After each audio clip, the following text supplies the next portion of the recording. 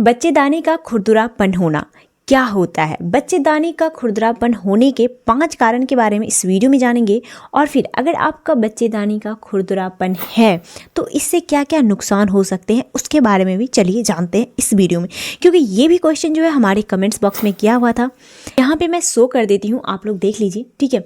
तो इसी तरह से अगर आपके भी मन में हमारे वीडियो देख के कोई सवाल आता है तो आप कमेंट्स कर सकते हैं, मैं उसका रिप्लाई भी करूँगी और फिर उस पर एक डेडिकेटेड वीडियो भी बनाऊँगी। अगर ये जो प्रॉब्लम है ना वो काफ़ी आम है, बच्चेदानी का खुरदुरापन होना। बहुत सारे लोगों को पता ही नहीं होता है कि उसका बच्चेदानी का खुरदुरापन हो चुका है, क्योंकि जब हमें समस्या आती है तब हमें समझ में आता है, ठीक है। तभी आप डॉक्टर के चक्कर लगाते हो और आपको पता ही नहीं रहता कि आपकी प्रॉब्लम्स क्या है, ठीक है। क्योंकि बच्चेदानी के खुरदरापन से आपको क्या क्या प्रॉब्लम हो सकती है, चलिए पहले हम उसे जान लेते हैं। आप दंपति है और बच्चा कंसीव करना चाहते हैं, बच्चा कंसीव नहीं हो रहा है, आपका बेबी नहीं हो रहा है, ठीक है। और अगर आपका बेबी ठहरता भी है तो इसके बाद उसका मिसकैरेज हो जाता है, ठीक है।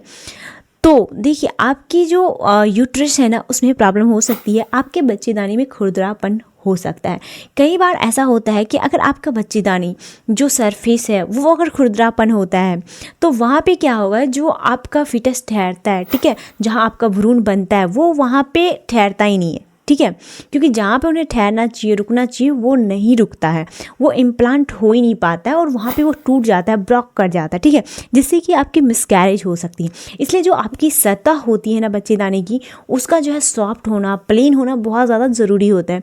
कई बार जो है इन सब कारणों से भी बहुत ज़्यादा एबॉर्शन होता है।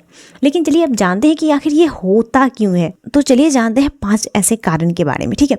देखिए पहला कारण ये हो सकता है कि अगर आपने गर्भपात कराया हो, ठीक है, सर्जिकल या मेडिकल आपने गर्भपात किया है, ठीक है, और अगर आप बार बार गर्भपात करवा रहे हैं और अच्छे डॉक्टर से नहीं करवा रहे, अगर वो भी कहीं पे कट कुट लग जाता है ना तो उससे तो बहुत ज़्यादा आप जोखिम में जा सकते हैं और आपकी जान भी जा सकती है। लेकिन अगर आप बार बार आप जो है एबॉर्शन पिल का इस्तेमाल कर रही, इससे भी क्या होता है ना कि आपका जो यूट्रस है, जो बच्चेदानी है, उसमें खुरदुरापन आ जाता है और फिर आपको बाद में लॉन्ग टर्म में जाके आपको बेबी कंसीव करने में भी प्रॉब्लम हो सकती है। जो प्रॉब्लम आपको होगी ना उसमें ये भी है कि आपका जो पेल्विक बोन है, यानी कि आपका जो कमर एरिया है, आपको वहाँ पे दर्द महसूस होने लगेगा, आपको आपके पेल्विक एरिया में बहुत ज़्यादा दर्द होने लगेगा। और साथ ही अगर आप अपने पीरियड्स के टाइम पे अपने हाइजीन का ख्याल नहीं रखते हैं, ठीक है, तो उस टाइम पे भी आपको जो है इन्फेक्शन का खतरा बढ़ सकता है।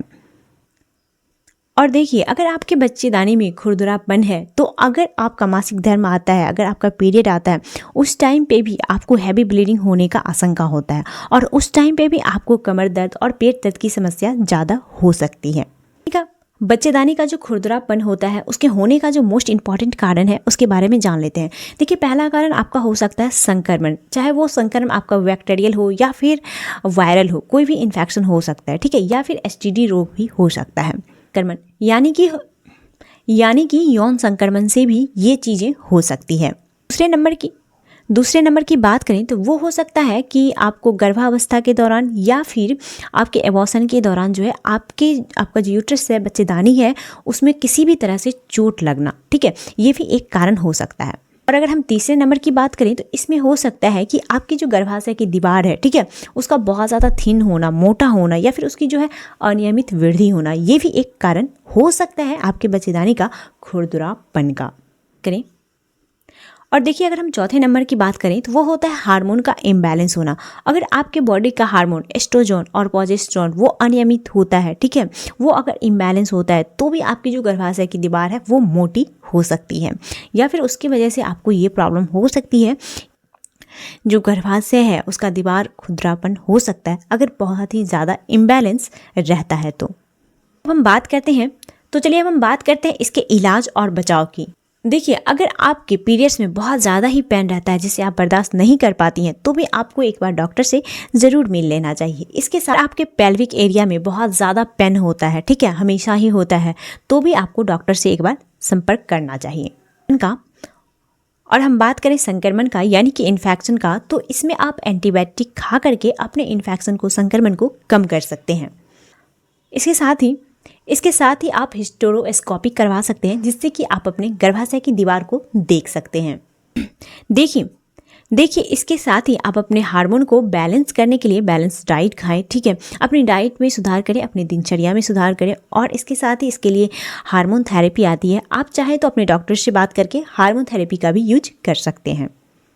और इसके साथ ही अगर गंभीर स्थिति है तो आपकी गर्भाशय की मरम्मत भी की जा सकती है या फिर आपका गर्भाशय निकाला जा सकता है। और लास्ट जो सबसे इम्पॉर्टेंट बात है वो ये है कि अपना गर्भपात कराने से पहले एक प्रशिक्षित और अच्छे डॉक्टर का चुनाव ज़रूर कर लें, और इसके साथ ही आप अपने डिलीवरी के लिए भी एक प्रशिक्षित और अच्छे डॉक्टर का चुनाव ज़रूर करें। ये दोनों चीज़ें बहुत ही महत्वपूर्ण हैं आपके स्वास्थ्य के लिए। इसी के साथ कैसी लगी आज की हमारी ये इन्फॉर्मेटिव वीडियो कमेंट्स बॉक्स में कमेंट्स करके ज़रूर बताएं। इसके साथ ही अगर आपके मन में कोई भी सवाल है तो वो भी कमेंट्स कर सकते हैं, और साथ में ही मेरा और भी एक यूट्यूब चैनल है, आप हमें वहाँ भी सब्सक्राइब कर सकते हैं, फॉलो कर सकते हैं, और हमारे और भी सोशल मीडिया आप हमें वहाँ भी फॉलो कर सकते हैं और क्वेश्चन कर सकते हैं। साथ ही अगर आप नेक्स्ट वीडियो आप कौन से टॉपिक पर देखना चाहते हैं, कोई प्रॉब्लम समस्या, तो वो सारी चीज़ें भी आप कर सकते हैं। इसी के साथ इस वीडियो को यहीं पे समाप्त करते हैं। मिलते हैं दूसरी वीडियो में दूसरे टॉपिक के साथ। तब तक आप अपना ख्याल रखें और स्वस्थ रहें। स्वस्थ भारत समृद्ध भारत, एक कदम स्वास्थ्य की ओर।